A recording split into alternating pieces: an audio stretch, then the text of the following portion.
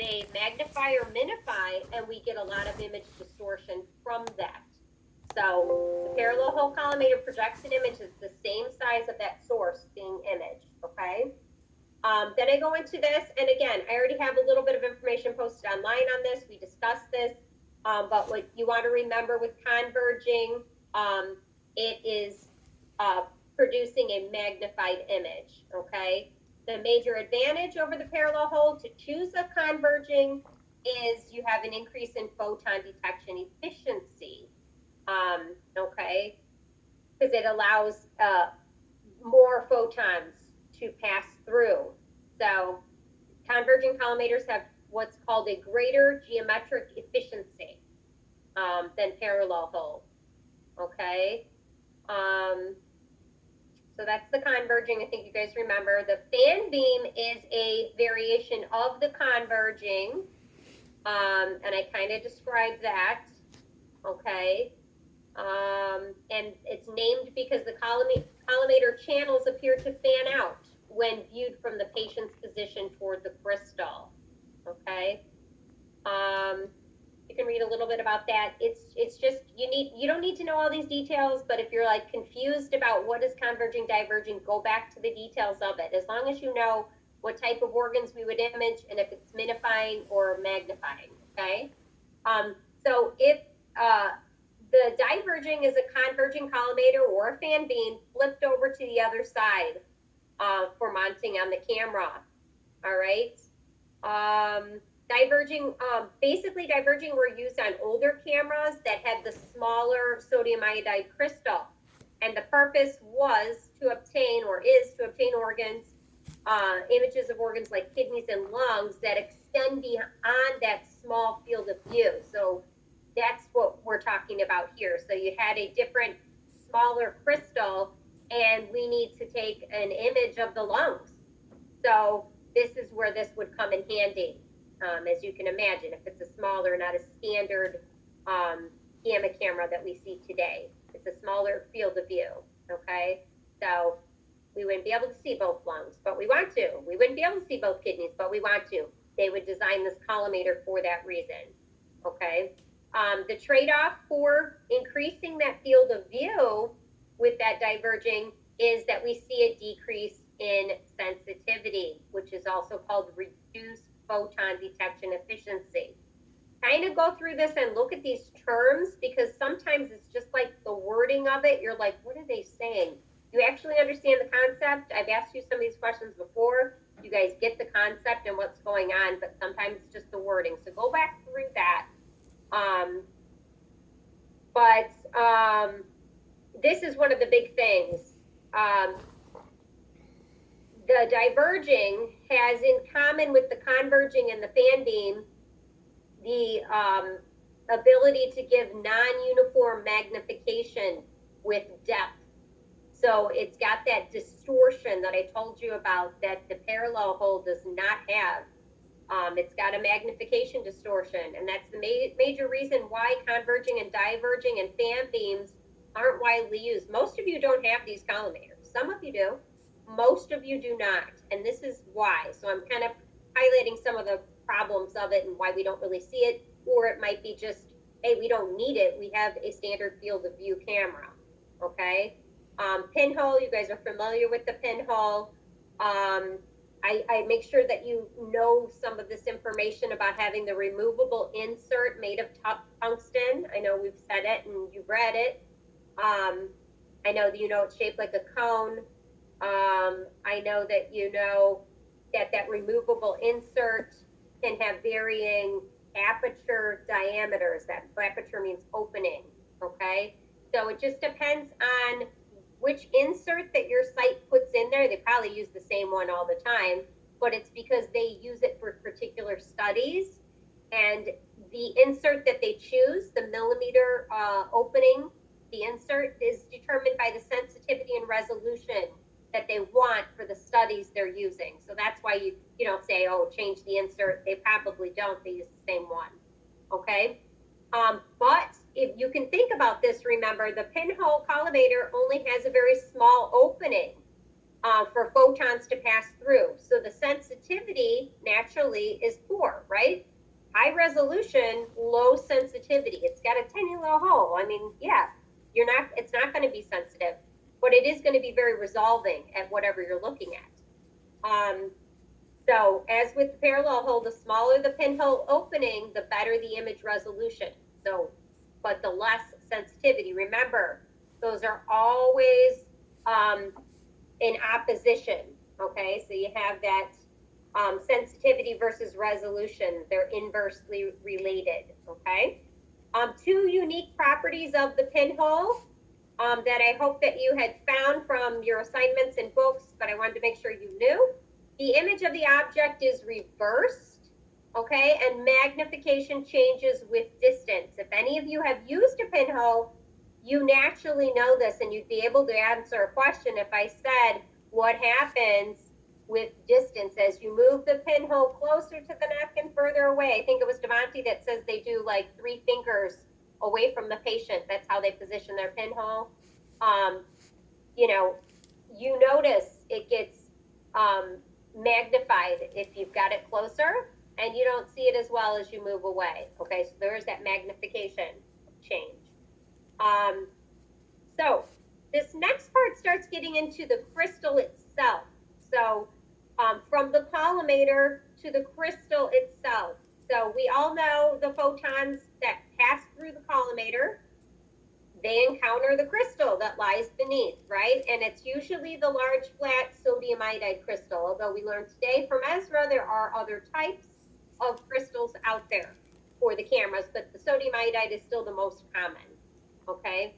The whole body cameras use a sodium crystal about 15 by 20 inches wide and about only a 1/4 inch thick, okay? And then if you have a smaller detector, you know, it might be like a 10 by 15, okay? And that might be for the cardiac. So what's really nice about your QC projects is some of you that don't have the smaller were able to see the dedicated gamma camera and how that looks. We saw one today, and Brittany shared that with us. So you can kind of understand that it's smaller, okay?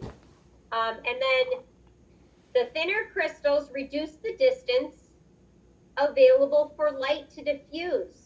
Okay, so as the rays come through the collimator, if it encounters a thinner crystal, we can better localize that scintillation event, right? Let's see. So it just depends on the thickness. It'll depend on what you're looking at, the thickness of the crystal and how it's designed, and depending on its use. Okay.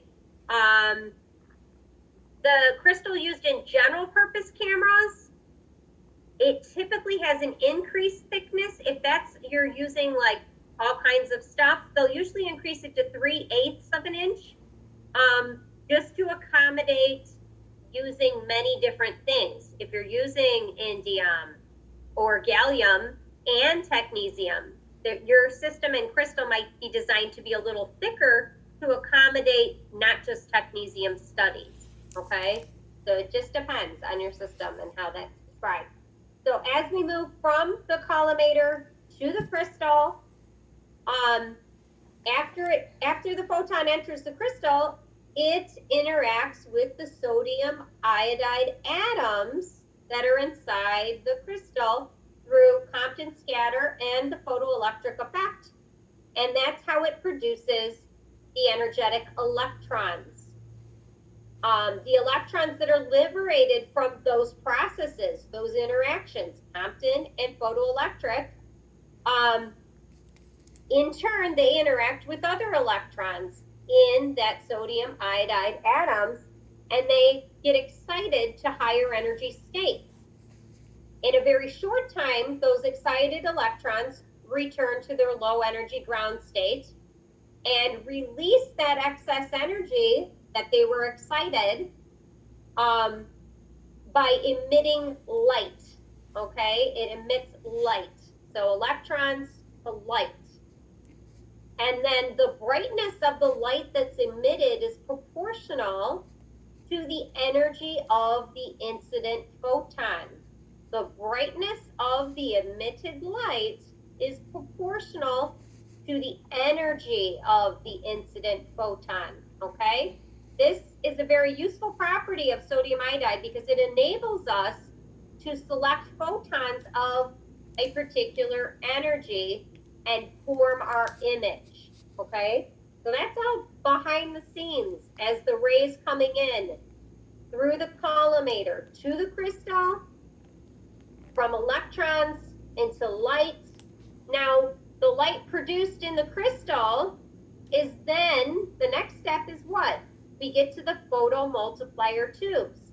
So that light produced in the crystal is directed toward the PMTs, okay?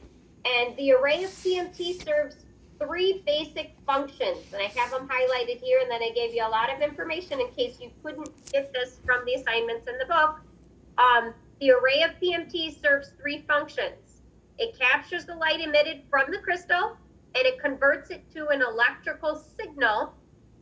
It determines the energy of the incident photon that produced the light, and it determines the point of entry of the photon in the crystal, okay? The point of entry of the crystal, okay? So that's all determined. The location of the light, where the incident photon struck the crystal, is determined by the array of photomultiplier tubes. And I kind of list out some very specific details about what's happening within this photomultiplier tube. Okay, so some of you may get it. It's not that hard. It just, you gotta just take a minute and kind of think about it. Some of you I noticed discussed today and on Tuesday how many photomultiplier tubes are typically found in your systems. A lot of you, it was 59 if you remember, okay? So I usually say approximately 60 photomultiplier tubes is typical, okay? Smaller cardiac cameras might only have 25. It's gonna vary. Each system's designed a little bit differently manufacturer-wise, okay? But each PMT, each photomultiplier tube in the array has an address and as a pair of an X and a Y coordinate, and it's relative to the center of the crystal, okay? Whenever a scintillation event occurs as a result of a photon striking the crystal, the emitted light is detected by all the PMTs in the array. And then the amount of light reaching each PMT is different depending on the distance that particular PMT is from the origin of that light.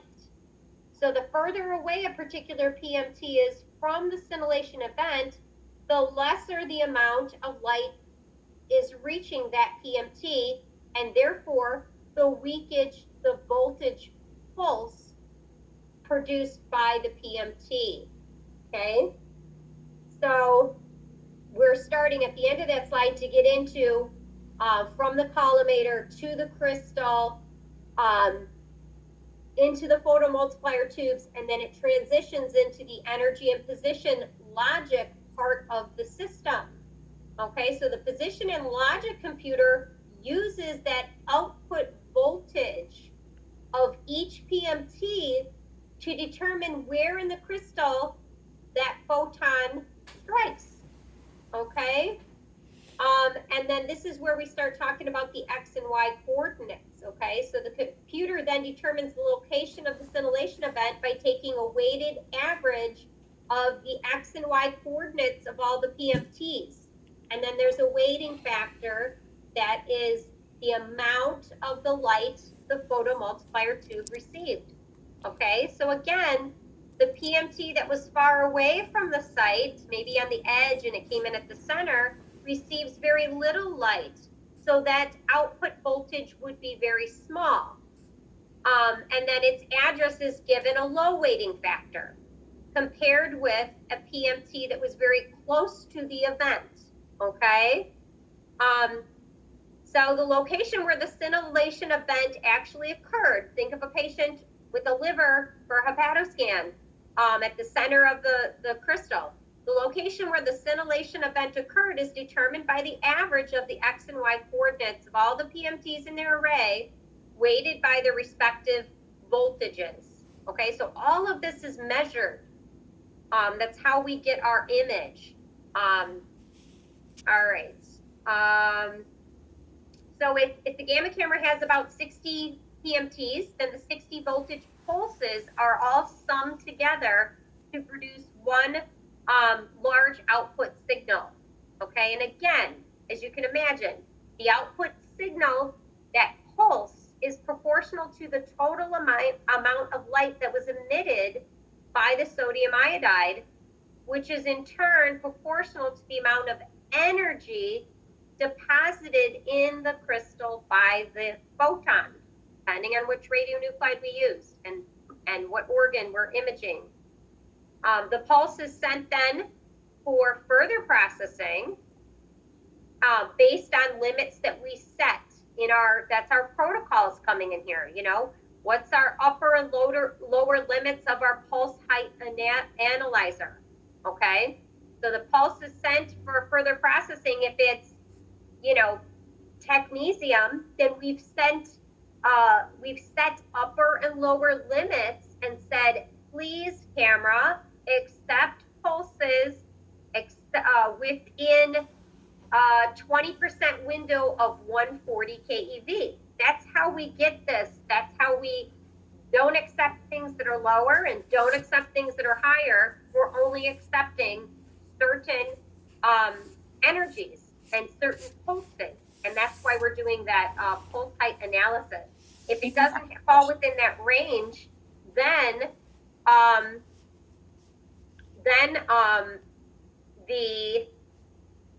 I just want to check here. I just had a quick question whenever you're. Yeah.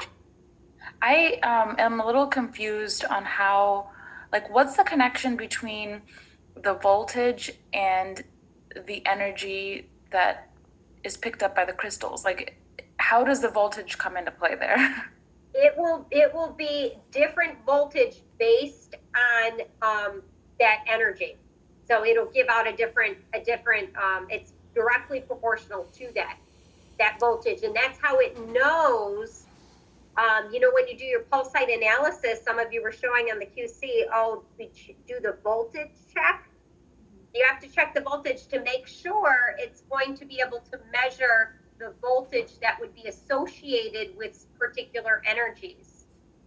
Okay. Let me continue. I have a little picture to see if you can kind of put it together. But that pulse height analyzer in that computer, in the scintillation detector, could be gamma camera, could be our uptake probe, well counter. That pulse height analyzer in the computer, it allows us to select only the photons within that certain energy, okay? And then, like I said, discard the other ones that aren't of that. And obviously there's a number of scattered photons, and we don't want everything. That's why we set that window. So when we set a 20% window, okay, so try this out, guys. If you're asked to peak a scintillation detector for technetium with a 15% window, what would you set the upper level discriminator and the lower level discriminator at? What would that be? Figure that out right now. I'll give you a minute. So if you're asked to peak your scintillation detector for technetium, so some of you mentioned this in your QC. Oh, well, if it doesn't automatically do it, you might have to peak the camera yourself. What would this mean? 15% window on technetium. What would the lower number be, and what would the upper number be?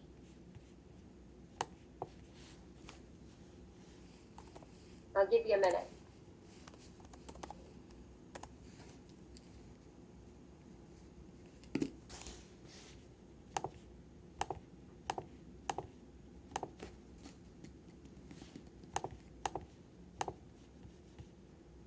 Would it be 119 and 161? Okay.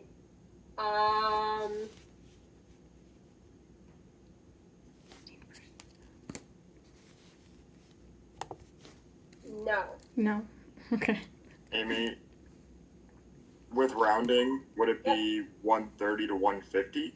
Yeah, so I kindly just quickly wrote down 130 to 150. So Francesca, good guess, but did you just take the 15% and then apply that to the 140? What Yes. you actually want to do is divide that by 2. So you'd have 7.5 below and 7.5 above the 140. Oh, okay.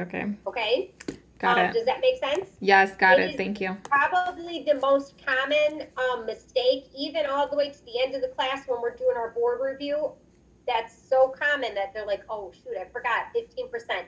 Doesn't mean 15. It's not like a 15% discount, at a store that you're like, that's 15% off. It's 7.5 lower than 140, and then 7.5 percent higher. So just roughly, like Chris just said, it's plus or minus 10.5. So roughly 130 would be your lower level discriminator, and roughly 150 would be your upper level. 140 being in the middle. So 130 to 150. Do you guys see that?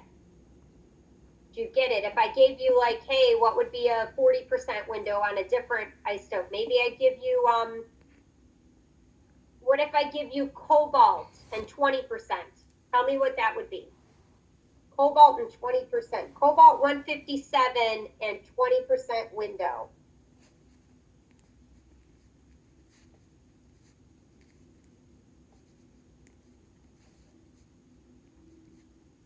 And give me the exact one on this one.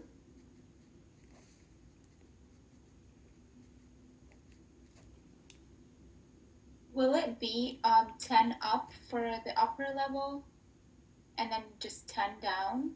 You got it, yeah. If you look in your math book, it gives you a quick calculation just to divide it by 2 to make sure you don't make any errors, but you can certainly do it that way. It's going to come out the same way. So this requires what, guys? You guys to know what the energy of cobalt 157 is, or cobalt 57, sorry. I was debating between cesium and cesium 137 and cobalt. So cobalt 57, 20% window is going to be what? Give me the exact number. Somebody tell me what the lower level discriminator would be at for the window. 20%. 109.8. 109.8, spot on. Excellent. And that's because cobalt's energy is 122 keV. So then you had to go, okay, 20% of 122, if you divide that in half, it's 10% on each side. So you go 122 minus 12.2 would be the lower level number, and then 122 plus 12.2 would be the upper level. So 109.8 would be the lower level, and what would be the upper? Who got the upper? 134.2. 134.2, that's absolutely right. So now you can see how Diane and I could give you we could give you gallium, indium, and then we'd expect you would know the energies of those and then be able to figure out a window. Now, obviously, if it's a multiple one, we'd have to tell you that, do it on, which ones you want, or do you want all of them? Do you guys think you can do that? Do you get it? 10 below, 10 above, if it is a 20% window. 15's got to be 7.5 below. That leaves that window for it, okay? All right. All right, so let's go back here. All right. So here's what I was trying to get to see if you guys get the main idea of what I'm trying to get here. Without getting into too many details, do you guys get the basics of this? Draw this out real quick, right now. Draw this out. This is a gamma ray coming in, and this is the crystal, okay? And this is light that's emitted. Can you tell me what these boxes that are blacked out are? This is the crystal. Take a minute, kind of look at it. Like, what is this? And what is going on here? So what does that make this? Leading to the preamp and amp. What is this right here? What's this? Which is the same as this and this and this. See if you can draw that. See if you can guess what any of these are here. You get the basic idea of you inject the patient with a radiopharmaceutical, you put them under the camera, what is happening?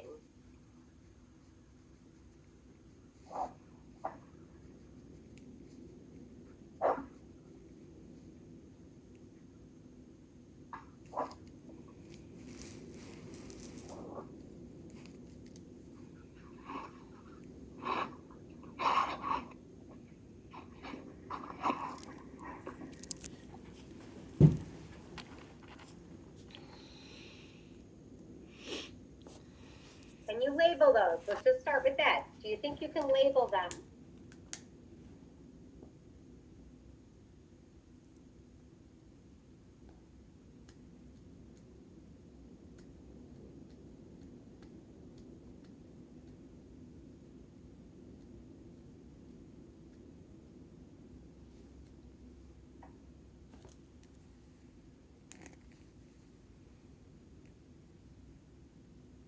Give you another minute.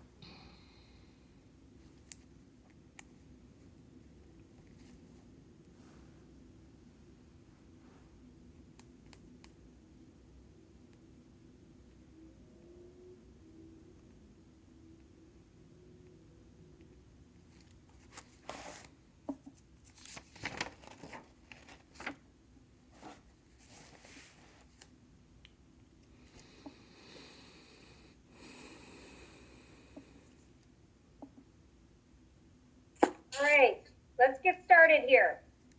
So first things first, what is outside here that's kind of lined up right here in front of the crystal? Collimator? That would be the collimator. Excellent. So you might want to draw a little collimator on here, maybe some lines. As the gamma rays coming in, it goes through the collimator and strikes the crystal, right?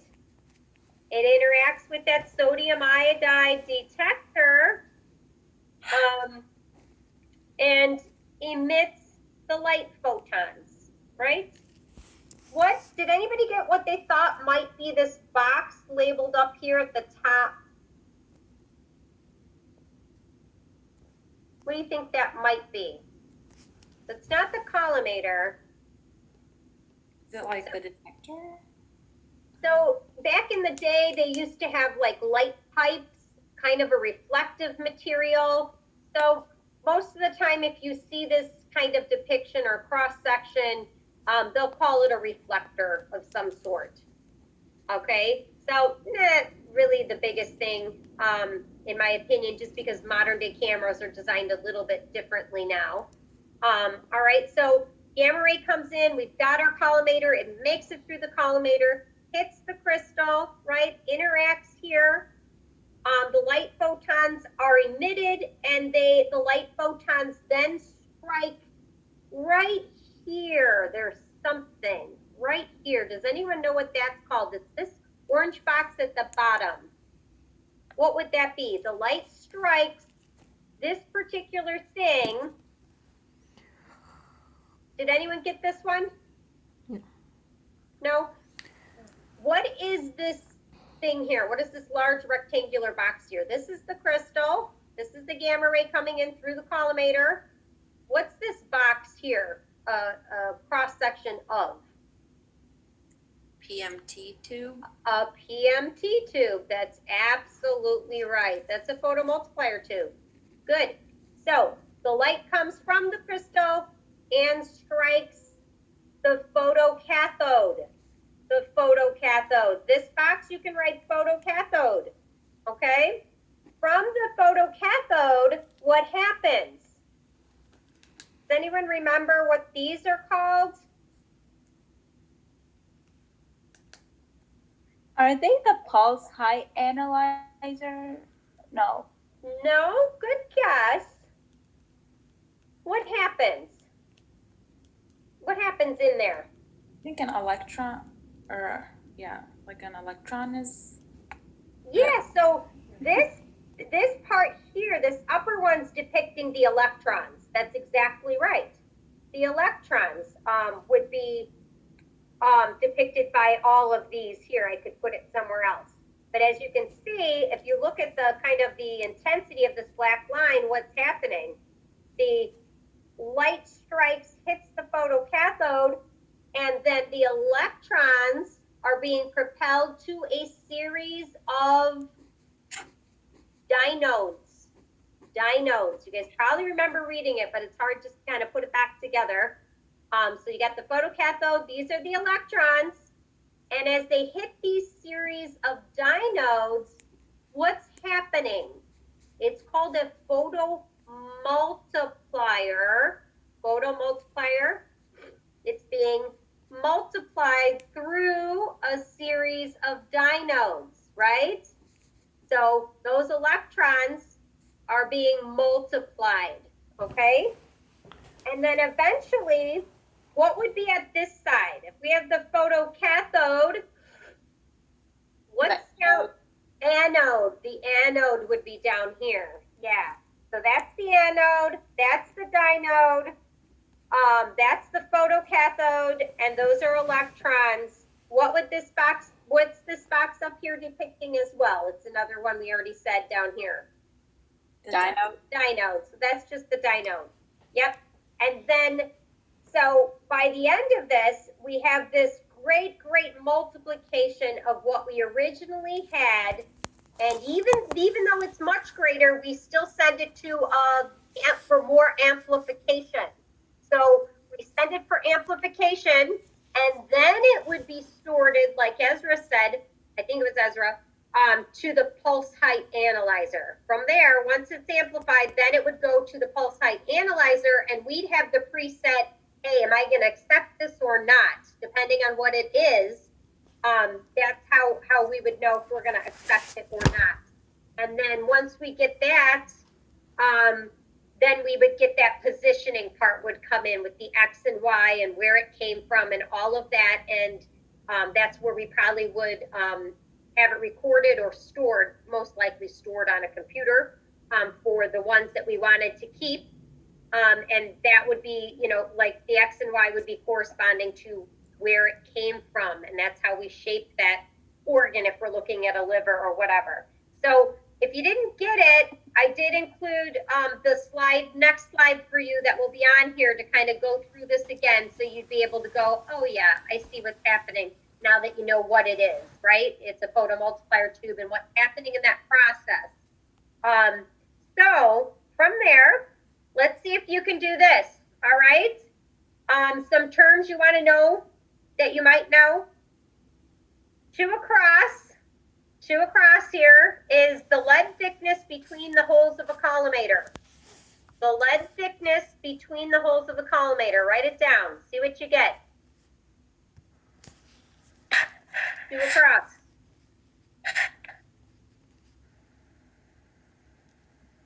And then I'll let you write a slide titles on there.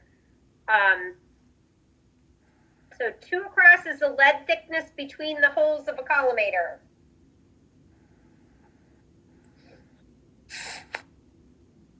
See if you can get that, and then move on to the next one. Maybe you want to do 3 down from there, if you want to do 3 down. That one is the light photon energy is transferred to an electron here. Where is the light photon energy transferred to an electron? What would 3 down be?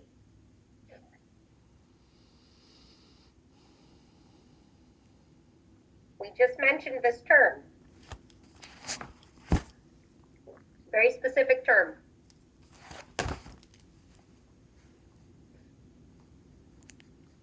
Okay, and then you can just continue on with your puzzle. 4 across occurs when the source is too hot for the camera to discern. What's that called?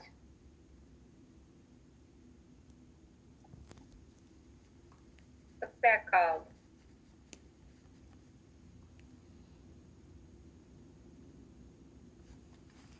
Six across. The converging collimator does this to an image. What does the converging collimator do to an image?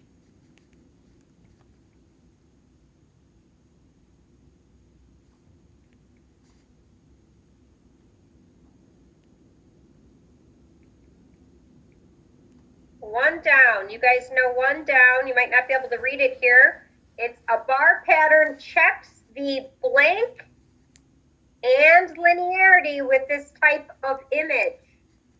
A bar pattern checks the blank, what's the word, and linearity with this type of image. What does a bar pattern do? It does two things, checks linearity and, boom, this word.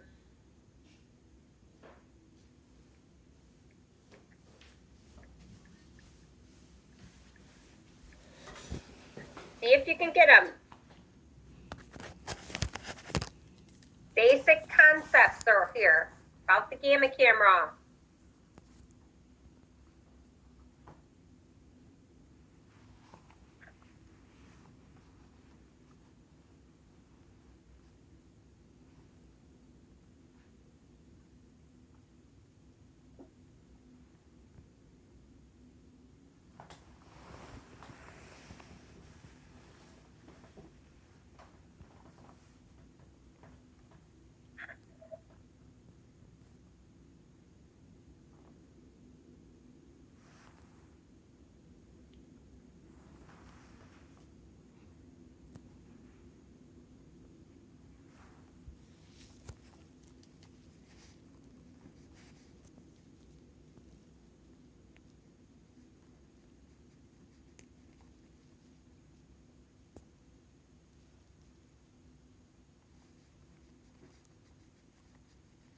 Let me know if there's one you can't read.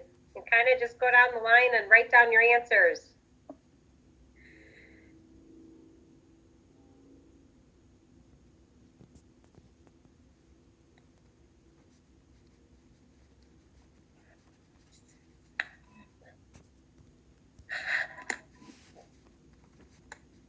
Let me know when you guys got it. You think you have all the answers or you're close?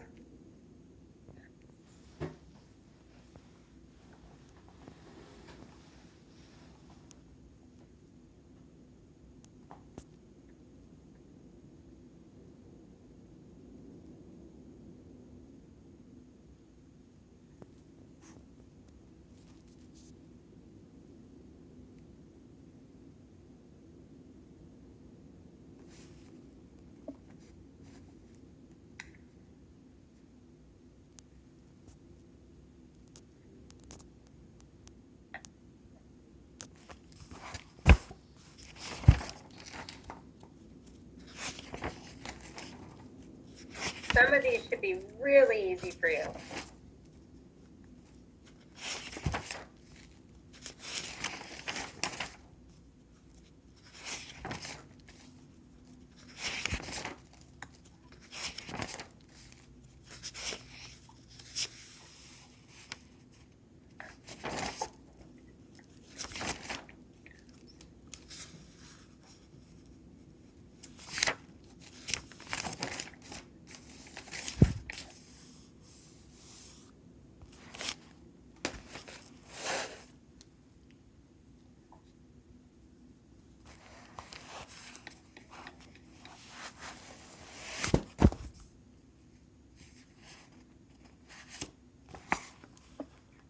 All right, let's try this. Concentrated.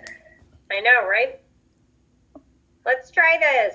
All right, Andy, 2 across. What's the lead thickness between the holes of the collimator? Septum. Septum. S-E-P-T-U-M is septum. Excellent. You know, if you put septal, it's close, but septum is the best. All right, number 4, DeMonte. Occurs when the source is too hot for the camera to discern. 4 across. What do you think that one is? I don't know what the word is, but it would just be like too bright and it would be like the star artifact, I guess. Okay. I don't know what word fits in there. It's involved. It's involved. But what happens when the source is too hot? We get something that happens. It's called dead time. Dead time. So that's dead time. D-E-A-D-T-I-M-E. All right. Let's do 3 down. 3 down. Francesca.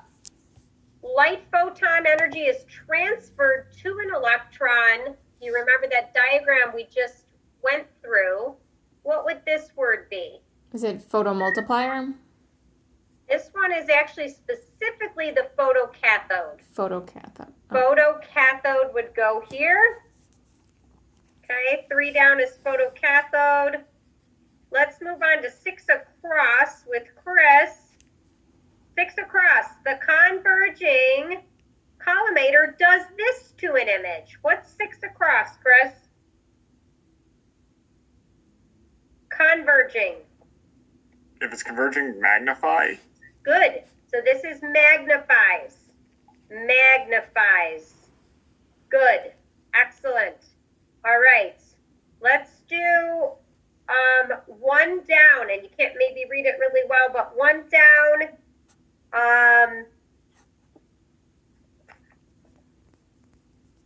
Allie, 1 down. A bar pattern checks the Resolution. resolution and linearity. Right. Resolution is 1 down. Good. All right. 5 down. 5 down. Hiba. 5 down is what? Septal thickness is based on what energy? Is it gamma? Gamma. Gamma is correct. Septal thickness is based on gamma energy. Excellent. 7 across, Ezra. 7 across. The type of crystal in a scintillation detector.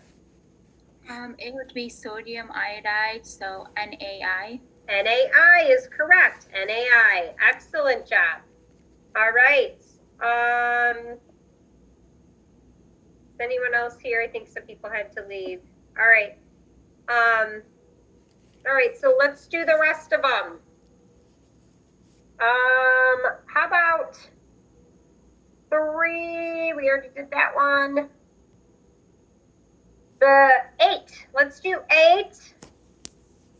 Down. This type of collimator only has 1 hole and has the best resolution. What's that?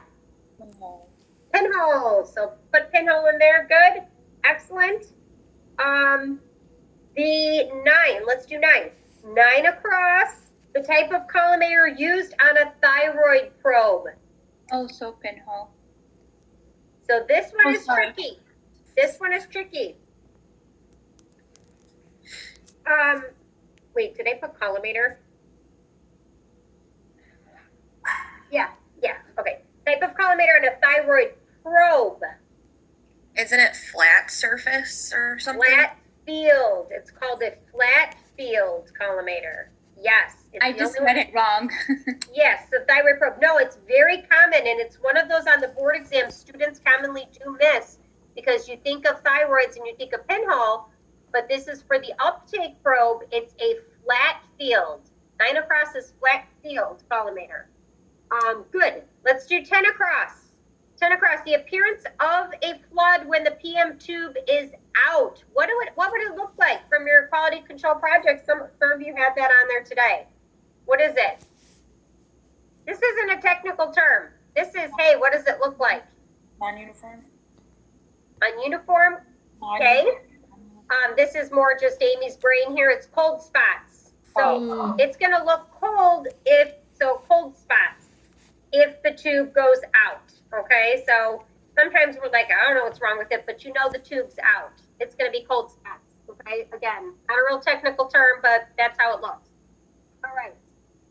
11 across, the diverging collimator does what to an image? Minifies it. Minifies, yes. Is that a word? Yes, it is. Minifies. Excellent. Did we miss anything? I think you guys got everything. Good job. Excellent job. So kind of just putting everything together. Let me talk a little briefly about some of the statistics. So you guys did chi-square. You did confidence intervals in standard deviation. I think that was the last slide. Yeah. So you did confidence intervals. Let me ask you this, kind of just big picture stuff. In normal distribution, a given percentage of values, we're talking about standard deviation now, will always fall within a specified number of standard deviations, okay? Above and below the mean. We're talking about kind of that curve, right? So we have that normal distribution within standard deviations with confidence intervals. So the number of standard deviations that's used can be referred to as the confidence interval, CI, okay? Tell me this. You would be what percent confident that the count values fall within one standard deviation of the mean? What percent confident, you would be what percent confidence that the count values would fall within one standard deviation of the mean? 65. 68. Very close. So usually it's 68. That's right. That's right. 68% fall, if you remember that curve in your math book, within one standard deviation of the mean. Okay? If I changed that and I said, you would be how confident that the count would, you would be confident that what percent of the counts would fall within plus or minus 2 standard deviations of the mean? What's that number? 95, that's right, 95. And then how about the third, going out to the very end of that, the widest point within 3 standard deviations, it would be what? 99. 99, and it makes sense, right? Because at that point, you're going to gather up most of everything. Good. Excellent. Let's see. Looks like you did well on your assignment. I just wanted to make sure you knew about that for 1 standard, 2, and 3. Let's see. What is sensitivity? If you had to give me like a calculation for sensitivity as far as gamma camera, what is that?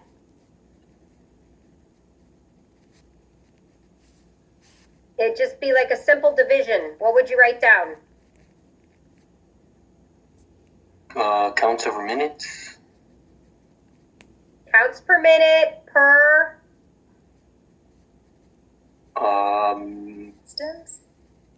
microcuries. Very sensitive, so it's very tiny, okay?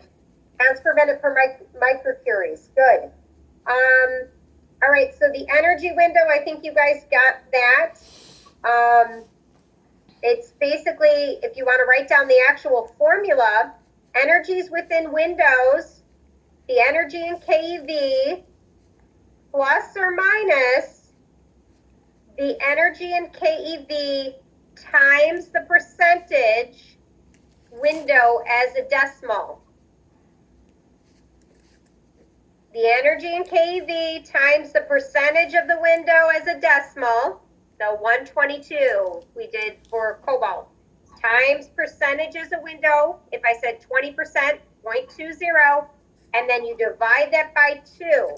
That's how we got that number, if you guys didn't get that. Now, I'm not gonna ask you to write down how you got it, but make sure you understand the concept of that, okay? How about chi-square? Were you guys comfortable in calculating the chi-square, summing that up, No. running the trials? Do you remember what you did with that? Let's say I gave you 10 trials. You go to your pulse height analyzer, okay? You go to your well counter, like in lab at the front of the classroom, and you put in a source in the well counter, and then you run 10 trials and you get counts from that source, 10 different times. Okay, so now you've got 10 numbers running this source, okay? And you've got to do this chi-square test on it. So you've got these 10 numbers. What's your degree of freedom for those 10 numbers? 9. 9. You take 10 minus 1, you get 9, right? Good. You're following? Now what are you going to do? What are you going to do with those 10 numbers? Find the mean. Find the mean. That's right. You're going to find the mean. And then what are you going to do? You take like the first number minus the mean and then square it. Yes, the first number minus the mean. So you look at each number individually, right? And see how far it is from that mean. Do you remember this in your assignment?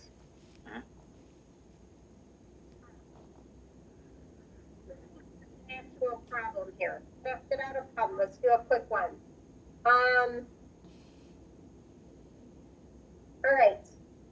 Here's your 3 samples. 10,000 counts, 10,098, and 9,900. Just 3 items, okay? We're gonna take that 10 down to 3. All right. What's the mean? Give me the mean. 10,000, 1098, and 9,990. 9.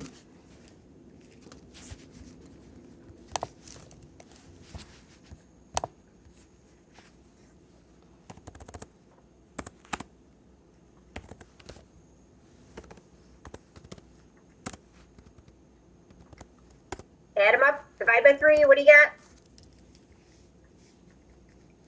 10,000, 10,098, and 9,990. Oh, and 9. 90. 10,029. 10,029. 10029. Did everyone get that? Okay. Now, from that, calculate the standard deviation.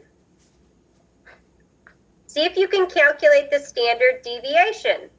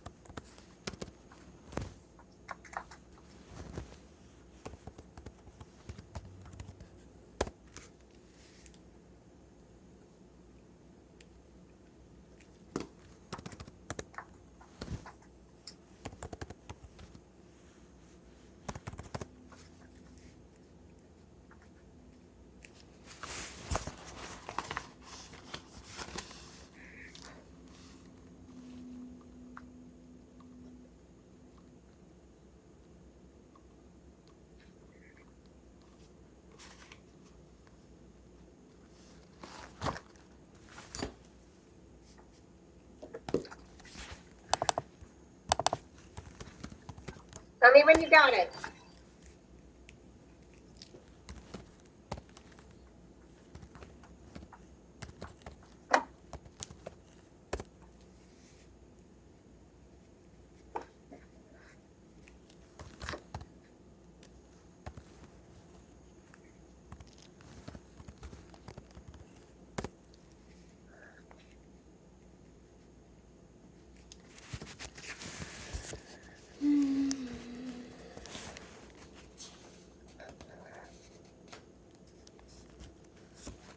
I don't know. I'm getting 19.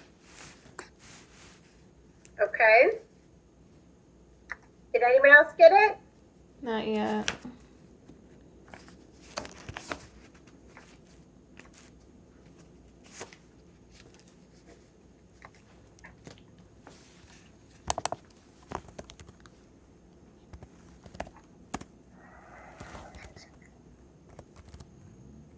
What you're taking with this number, the kind of question I would ask you is I'd give you a series of numbers, okay? I gave you 3 here. Can you get to the chi-square? Can you get to the chi-square number from that information? Are you able to use that formula, standard deviation, sum them up, and do that process with those 3 numbers? Are you guys able to do that? I got 5.68. Okay.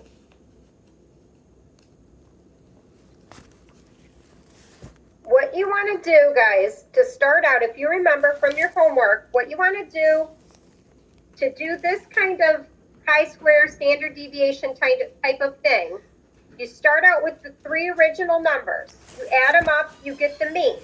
Then for each one, you're going to I'm take zooming, that but you're got number and muted. subtract it from the mean.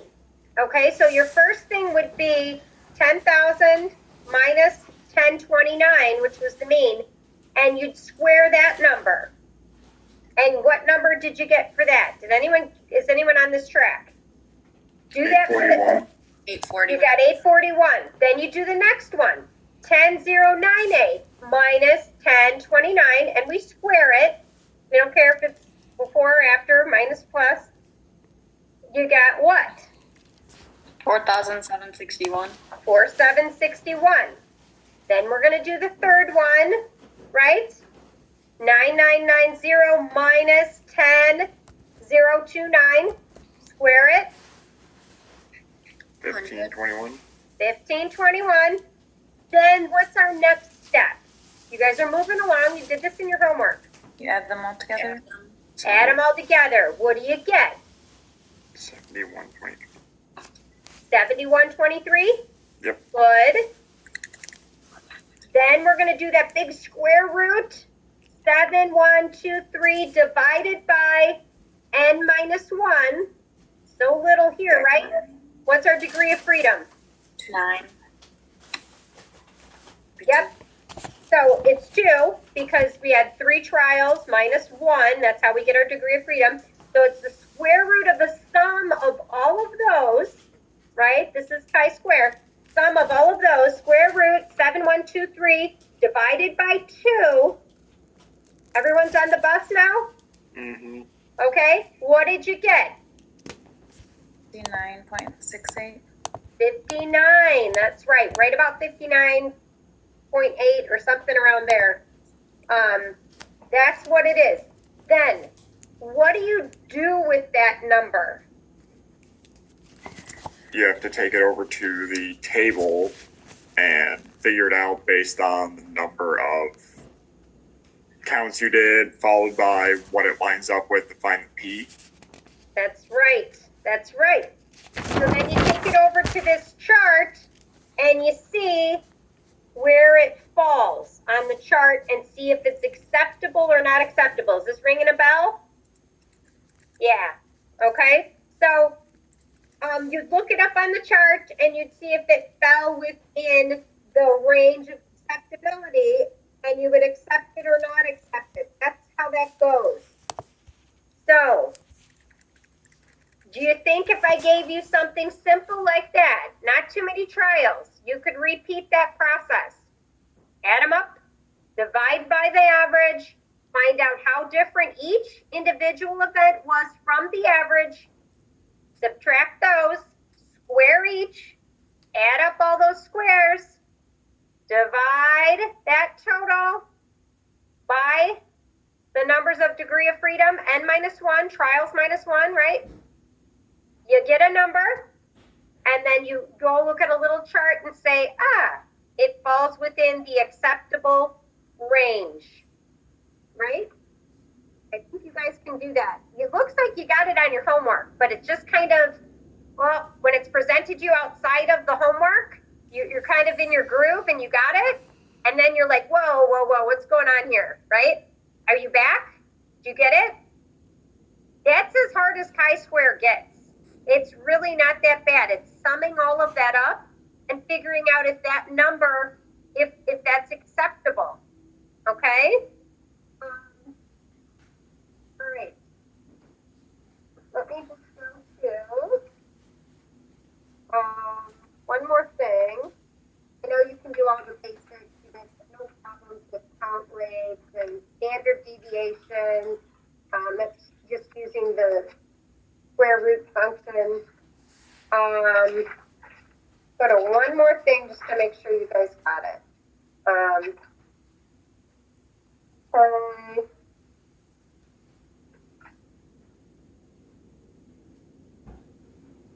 Okay.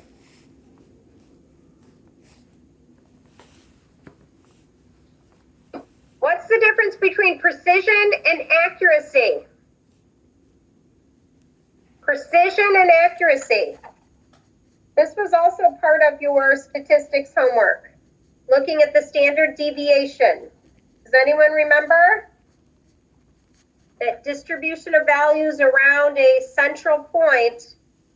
They talked about precision versus reproducibility. I think it was also in the PowerPoint. Did anyone get that concept?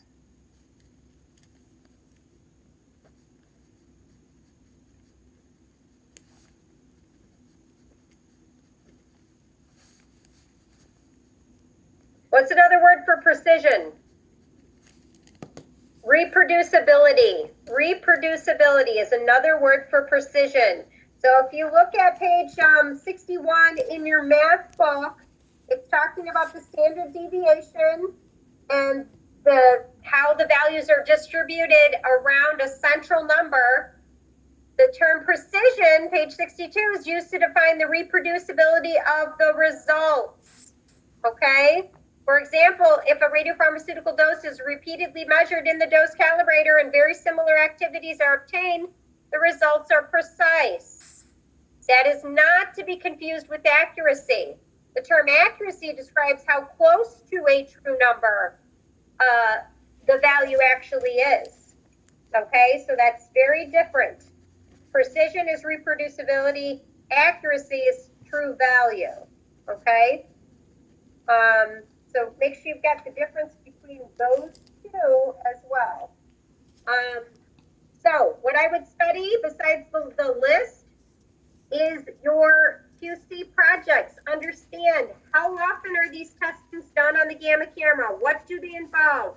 You know, intrinsic versus extrinsic. I'm going to still put a question on there about that. When did we do COR? What kind of system? Is it for planar or SPECT? That kind of thing, right? So you know it's for SPECT. Center of rotation's for SPECT. Know what center of rotation stands for. If I just use COR, do you know that it is center of rotation? Know which collimators would magnify or minify, just like we did in the puzzle. Know the basic idea of that gamma ray going through. Photon, what's going on there? Can you explain that? I think once you look through the PowerPoint, if you didn't already, you'd be able to kind of write a narrative that's going through there. Know the energies and half-lives. Thallium, gallium, those are, you're gonna have to know those. I'm putting them on there. Gallium, thallium, cobalt 57, cesium 137.